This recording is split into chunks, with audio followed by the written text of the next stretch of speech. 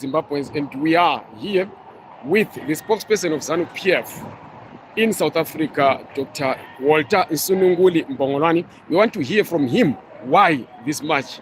Good afternoon, sir. Good afternoon. Good afternoon to your viewers. Can you briefly tell us why you are gathered here? I think this is the second time since last year that you have been here.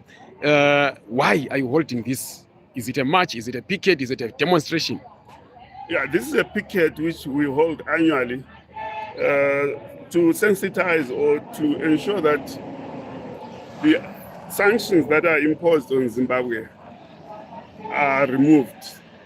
We realize that these sanctions have been in place for more than 20 years now, and the economy of Zimbabwe has suffered, and there are a myriad of other problems that are associated with the sanctions. So our being here is to show the international community that Zimbabwe is suffering under sanctions which are illegal and unjustifiable. And then, are you happy with the turnout? Yes, we are. We are actually happy with the turnout because we were limited by the law enforcement, because this area, they said we shouldn't gather more than 200 people. So we are happy with the number of people that came here for the picket. Okay. Last year, we had this very demonstration or march or picket, whatever you call it. Today, we are here again. You handed over a petition last year.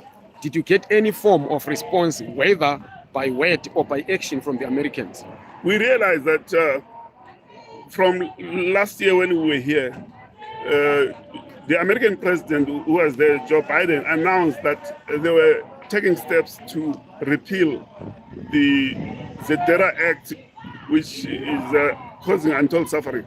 But this has been a very slow process. So we are saying this must be expedited so that there is total removal of sanctions. Because as you are aware, whatever America does, the rest of the world follows. Yes, and then we have heard again talk that ZEDERA is going to be removed, and all the other supporting acts that have been enacted in different countries like Australia, the UK. But now, have you tried to continue engaging with them other than these demonstrations? Have you tried? The Americans have got an embassy in Zimbabwe. Have you tried to engage with them? And if so, what has been their response? Why are they delaying in removing the sanctions? What is disturbing about what they are saying is that they talk about a false narrative of saying they will still have targeted sanctions.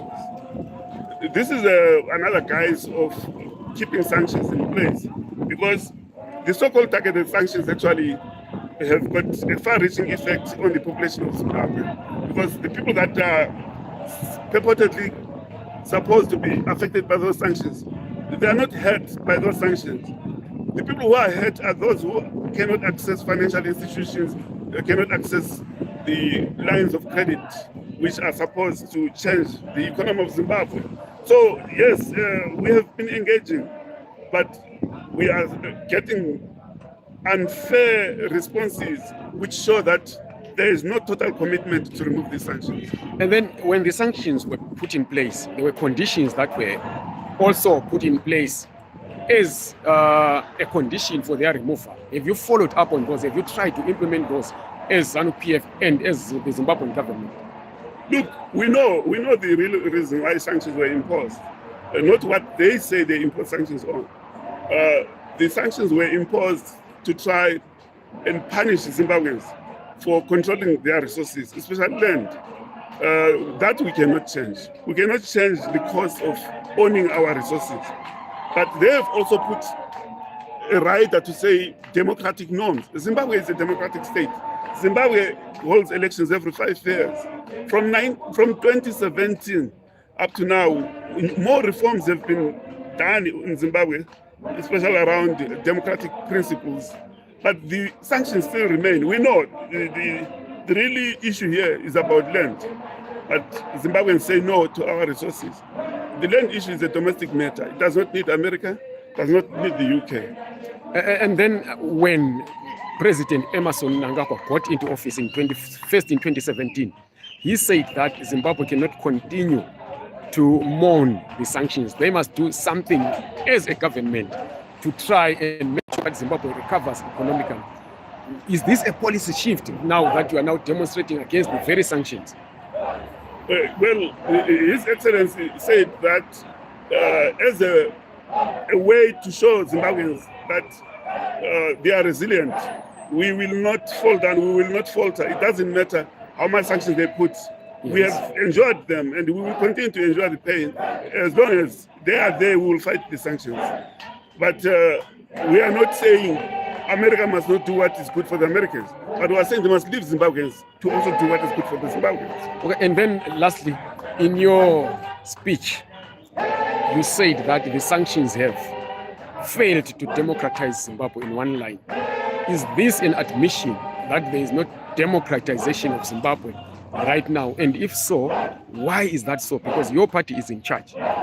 Actually, when we say they failed to democratize Zimbabwe, we are saying these sanctions have no link with the democratic processes. They are just a diabolical act to punish Zimbabweans. Democratic processes are happening as part of the Zimbabwe's constitutional order.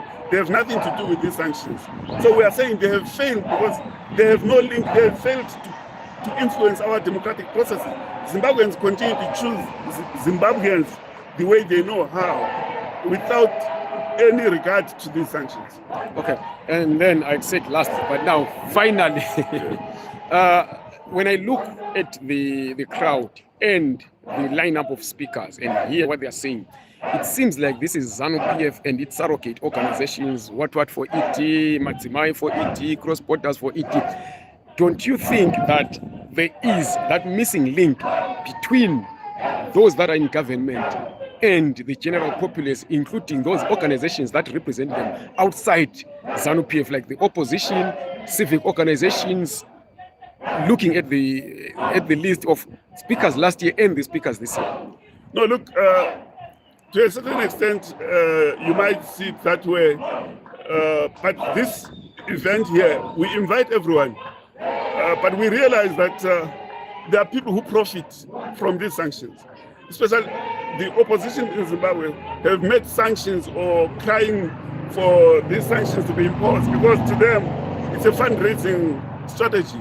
So we are not surprised that the opposition has not joined us here, but we appeal to all patriotic Zimbabweans to understand that these sanctions, when they come, they affect everyone, including members of the opposition. They include everyone. The punishment that these Americans are imposing on us, they don't know ZANU-PF member, they don't know any member of any political organization. Had you been in any other organization outside ZANU-PF, would you be comfortable attending such an event whereby everyone who comes, or most people who come on stage, are hailing ZANU-PF slogans, are hailing ET, and they are saying ET 2030 and Nengachitonga? Look, I think there was one South African speaker who spoke, I don't know whether you noticed, who spoke in solidarity. I think he was representing South African youth. I don't know which organization.